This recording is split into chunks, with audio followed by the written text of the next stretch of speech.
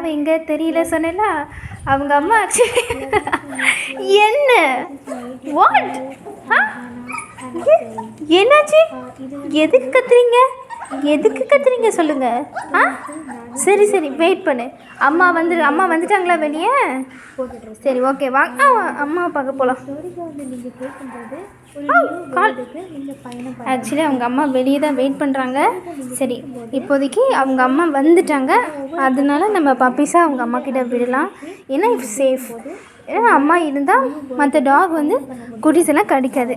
Okay இப்போது அம்மா கிட்ட டாக் விட்டுலாம். போங்க வெளியே போங்க. அம்மா வந்துட்டாங்க பாருங்க. வாங்க ஓகே எல்லோரும் வந்துட்டிங்களா? அம்மா கிட்ட ஜாலியாக அம்மா பிடிச்சிருக்கா பார்த்தீங்களா? எங்கே போனாங்கன்னு தெரியல. மாமி இப்போ தான் வந்திருக்காங்க. ஆக்சுவலி இந்த டாக் இருக்குது தெரியுமா, இது என்ன பண்ணுன்னா ஃபஸ்ட்டு இந்த குட்டியை கடிக்க வரும். அப்போ நான் தான் ஃபஸ்ட்டு சேவ் பண்ணி வச்சுருந்தேன். அப்புறமா கொஞ்சமாக பழகுனதுக்கப்புறமா இப்போ அது அந்த டாக் வந்து கடிக்கிறதில்ல. ஸோ மாமி மேபி ஃபுட்டுக்காக தான் எங்கேயோ போயிட்டு வந்திருக்காங்க போல்.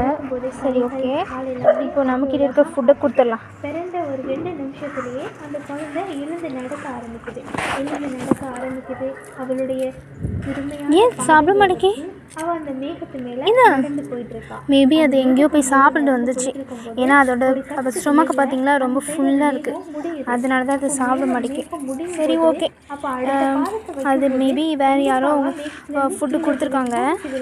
அது மட்டும் இல்லாமல் அது வந்து நல்லா பால் குடிக்குது எல்லாம் சேர்ந்து. சரி ஓகே மேலேருந்து கீழே விழுறக்கூடிய பரவாயில்ல. அப்போது நம்ம இந்த தோசையை அப்போது நம்ம காக்கா கொடுத்துடலாம். காக்காக்கு வந்து நான் எப்போதுமே இதுக்கு மேலே வச்சுருவேன். இதுக்கு மேலே வச்சதும் அது என்ன வேணுமோ அதை எடுத்துக்கும். அந்த டாக் வந்து அந்த காக்கா வந்து எடுத்துக்கும்.